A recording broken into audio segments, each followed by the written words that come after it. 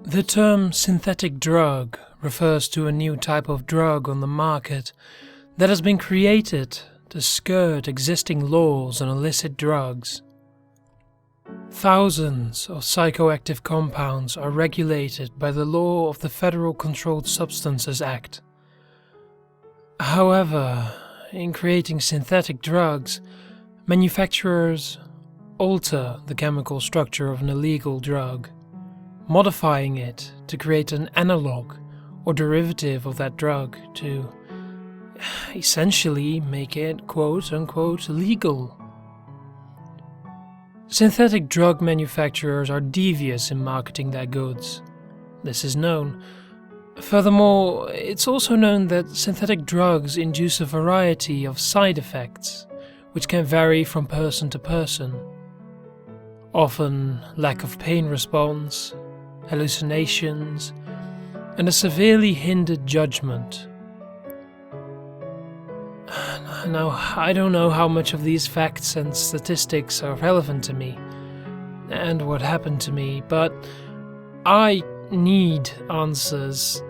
Answers to dangerous questions. Questions I shouldn't be asking. I work nights. I've only ever worked nights at Sunshine America, a dingy 24/7 gas station situated in the slums of downtown. And I don't work there anymore. I had a pretty fucked up experience there. To set the stage, it was a typical April night, pitch black, as I rolled into the parking lot.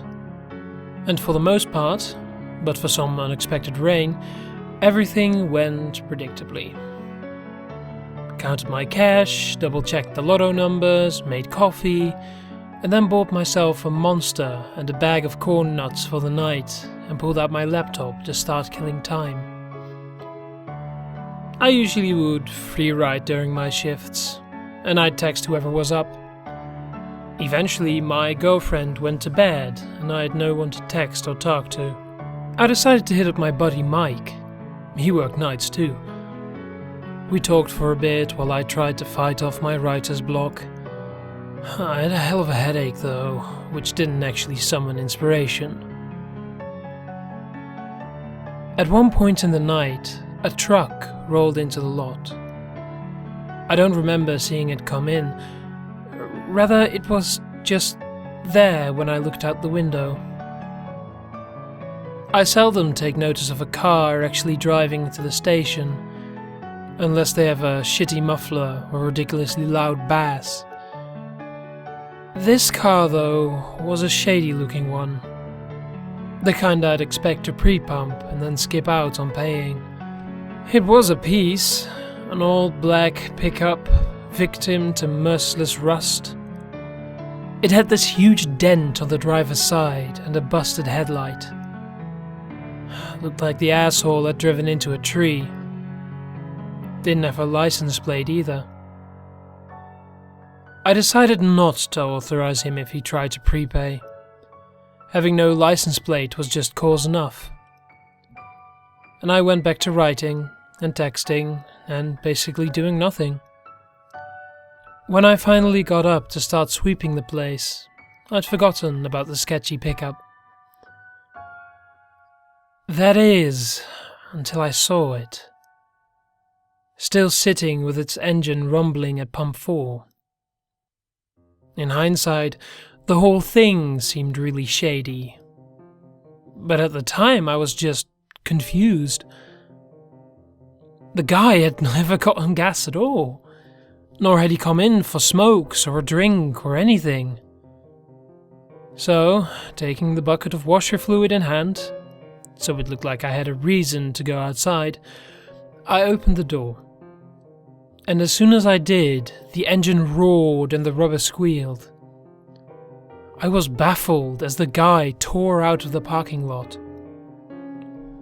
A cigarette flew out his window and exploded in orange sparks against the pavement. He was down the street in the matter of seconds. I went over to the cigarette butt and stumped it out. It wasn't really anywhere near the gas pumps, but I felt a little paranoid anyway. For a while I thought about the truck. I asked Mike about it and he texted back, suggesting that maybe the guy was scoping the place out with intent to rob it. Yeah, probably. I'll tell my boss in the morning, was my response. I've never been afraid of hold-ups. I'd gladly hand over however much cash I had in the drawer.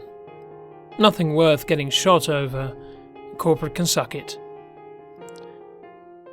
Nonplussed, I swept inside, stocked the cooler, counted cigarettes, and still had 4 hours to kill. Usually it gets unbearably slow at 2:30, but it had been slow as hell even before then. I did a routine walk around the store, just to check on everything. My writer's block was still weighing heavily on me, and Mike was getting slower with his responses. I noticed at some point that my cash register screen had the out of paper symbol lit up for pump 4, which was weird because I don't remember anyone stopping to fuel at that pump in a while. But then again, a lot of people come and go when I'm doing the cooler and I don't notice. Taking the pump keys and a new roll of paper, I went outside. Nice night. I decided to have a smoke break once this was taken care of. I remember thinking that because I vividly recall the feeling of cosmic coincidence that overcame me when I approached the pump. I thought they were blue L&Ms at first, just by the color of the box. But when I took the cigarettes down from on top of the pump, I was taken aback to find no brand name. No design, no disclaimer, no barcode, no serial number. Absolutely nothing. But they hadn't been opened. And by that I mean that the box still had the plastic wrapping on it. I remember thinking, are these even cigarettes? But I stuck about 100 of these fuckers every night, and they felt like a box of cigarettes to me. More curious than anything, I opened them up and checked. Sure enough, they were cigarettes. Pretty normal looking too. Now, I was 18, mind you. Free smokes were a thing of celebration. A lucky find, not something considered sketchy or even that unusual. Someone left them here, I reasoned, and they're probably some foreign brand. Shit, or it was some printing fuck-up. Either way, the seal hadn't been broken, so I figured they couldn't be tampered with. Same rule as beer, right? And for that matter, having any kind of plastic wrapping at all made them authentic, with my logic. I'm sure by now you've deduced that there was something fucked up about these smokes. Why else would I be making a case for my decision to smoke one? You'd be right. So, I smoked one. Half of one. It tasted kind of metallic, so I didn't finish it. I ashed the thing and stood outside for a long time. My headache was totally gone. I remember staring at the dumpster for a long time before thinking I was really tired, and kinda like I was going to fall. In that moment, I saw nothing wrong or strange with sitting down. And lying down on my side, I felt really weird, but I remember that I didn't think there was anything wrong at all. Before I go any further, I'll say that my girlfriend has always been terrified of the dark. She says that she sees stuff in the dark and her mind makes it into all sorts of scary faces and figures and what have you. In contrast, I've always been the opposite, especially since she's confided this in me. If I see something I can't identify, I check it out. I get closer. I don't do that as much anymore. I remember lying there, just thinking about shit, weird shit, like Wilt from Foster's Home for Imaginary Friends drinking a purple Slurpee. And of course, in the moment, that was totally normal. Eventually, I saw something by the dumpster, and looking back, details are very blurred. Like when you try and visualize what you saw during a dream. But whatever I saw, I remember thinking that it shouldn't be over there. I don't know why that was the thought, but it was. I kept looking at it, thinking about what it could be. From my position, it looked like a wilting fern. I finally got up, my head spun, and I started to take in how fucked up I was. Oh shit, I'm at work, I realized. I didn't attribute the feeling to the cigarettes at the time, I just freaked out. I wanted to feel normal. And across the parking lot by the dumpster, I still saw that fern-looking thing. My whole perception of the thing changed in one single moment when it moved, and huge, shiny black eyes fell upon me. I remember thinking about my girlfriend. I remember thinking how illogical it would be to run inside, despite how utterly terrified I was in that moment. I should get closer, I should see what that thing is. That idea didn't last long. The thing, whatever it was, I still don't know, put its hands over its big black eyes. I remember being particularly shocked by its fingernails, long, yellow and twisted. When I still held my ground, that's when it screamed. It opened its big, toothless mouth far wider than I've ever seen a mouth open, and it made this pathetic wailing sound. It sounded like it was being tortured. Now, I was scared. I ran back inside the store and promptly locked the door. I didn't know what to do. I was still feeling really fucked up. Nothing was staying still. I could hear my heart beating in my ears. I'm going to die from fear, I remember thinking. Oh, it's in your head. It's a bad trip. You got drugged. You're having a bad trip. You're at work. Get your shit together. There was a woman at the counter, and she nearly made me shit myself. Half her face hung dead, sagging, expressionless with one eye looking ready to roll out.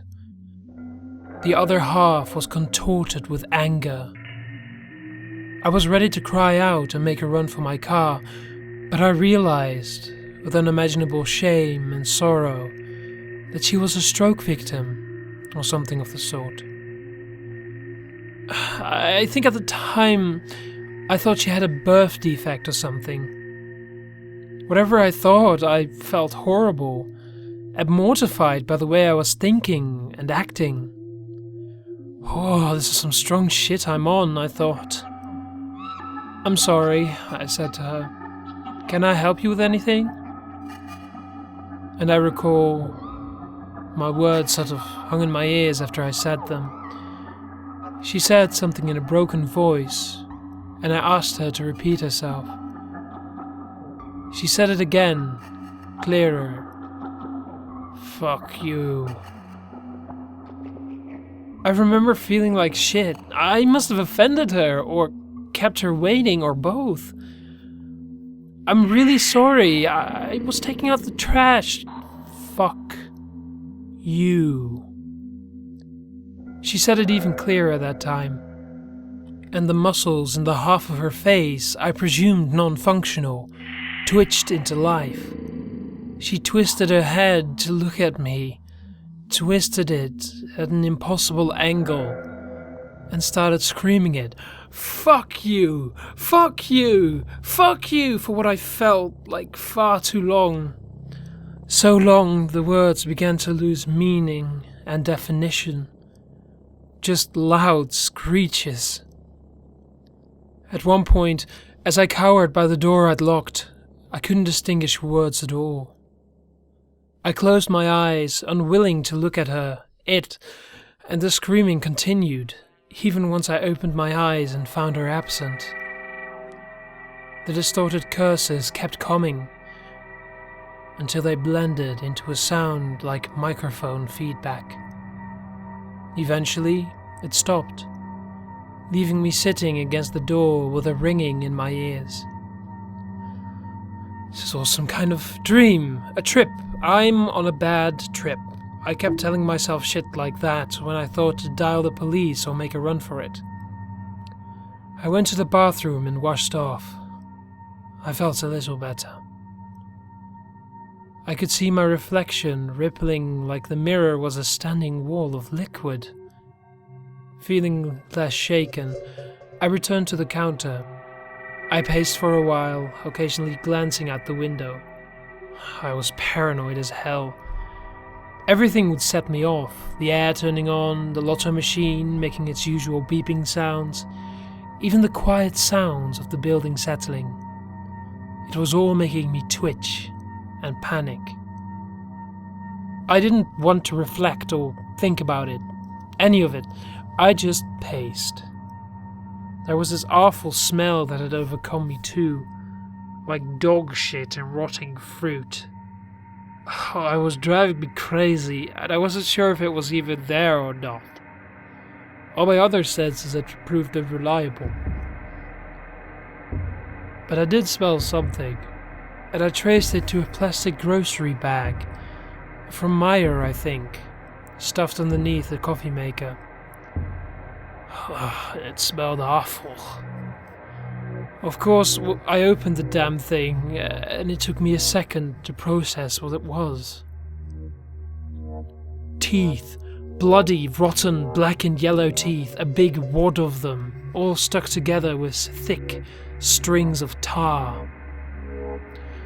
And this is when I started to fear for my life, because it was right then when this trip started to affect me physically. I remember feeling a hot, wet hand grab the back of my head with unbelievable force and push my face into the paper bag. The smell was unbearable, and the terror that embodied me had no outlet. I quickly started swinging wildly. The bag was pushed into my face from the front too, and I was losing air. I let out a scream for the first time and I was released. Still swinging like a madman, I fell into the newspaper rack. I fought with the bag on my head for a minute before I got it off. The fluorescent lights were blinding. I spat out mushy black teeth, realized they'd been in my mouth, and immediately vomited into the bag. Then, I didn't use logic or reason, I went into the drink cooler, barricading the door with unopened crates of Pepsi. I grabbed a Monster and drank about half to get that god-awful taste out of my mouth. Then I sit with my back to the wall, staring at the door, refusing to take my eyes off it, refusing to blink. The voices started somewhere in there. I could hear them, but not with my ears. Like they were in my head, but I could still hear them. I can never explain this part well when I tell people the story.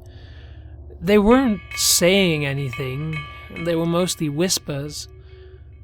The visual that came to mind when I heard them was a room of murmuring heroin addicts with bone-tight skin and yellow eyes, like lemurs. It was a powerful image too. I tried to shake this picture as soon as it formed. I drank more Monster. I sat there for what felt like an hour. I rocked back and forth, ignoring the voices. And this is the part that still fucks me up to think about. When I was sobbing in there, I took a moment to close my eyes. When I opened them, I saw myself sitting against the door to the cooler across from me. The thing looked just like me, but was barefoot, and it wore a wide smile. It had no eyes or nose. It got on all fours and ran at me. I tried to shield myself, but the next thing I knew, I was on the floor, and I felt more pressure on my head than actual pain. And I vomited again, this time blood and bile mostly. I was alone in the cooler now. I lay there for a while before I managed to get up and take in the silence, the normality. Was it over? I felt more sober. I went to the bathroom again and checked my reflection. I looked like shit. Puke stained my collared shirt, and blood was smeared on my face. My eyes were pink and watery, sitting in purple cradles. I washed off again, and again I felt better. I returned to the store and took in the newspaper-strewn floor. I didn't see the bag of teeth though, looking back. I didn't think to look for it at the time. I never found it either. It was only later when I remembered it. I checked my phone. No new messages? That's kind of weird. I expected a few from Mike, wondering what I was doing. After I cleaned up the newspapers, which were yesterday's anyway, I felt my phone vibrate. Alright, well, be careful. I stared at it. He was responding to my last text, the one I'd sent hours ago. I looked at the clock to see just how long it had been, and I nearly dropped the stack of papers in my hand. 2:39, that was impossible. Completely fucking impossible. 9 minutes? That all happened in 9 minutes. No fucking way. I tried to wrap my head around this as I cleaned up the vomit and blood in store and the cooler. I felt okay though. I felt fine, really. Kind of congested, but that's all. And from there, everything seemed normal. Eventually, I unlocked the door, but it was a tough decision. I told Mike about it all, and at first he laughed at me. Then when I brought up the cigarettes, he told me what I was already thinking, that they were laced with something. And I wanted to agree with him, but there was so much that argued that. The clarity of the whole experience, the plastic wrapping on the cigarettes. And later that day, my boss called, asking if I knew anything about why the camera shut off around 1 a.m, around when the truck pulled up. I don't know, I have no fucking clue. The realist in me is prevailing. I need to know, in one way or the other. Did it happen, or didn't it? I survived it, whatever it was. You'd expect me to throw those smokes out on the highway, but I didn't. I still have them. I have the pack right here next to my laptop. And that's why I'm writing this. I need advice. I need help. I have a strong desire to find out. I mean, I survived it once. If I smoked one with a friend in my own room, then I'd know. Then maybe I'll have some peace. They're calling to me. Those voices. I hear them some nights in my dreams. I hear them. What should I do?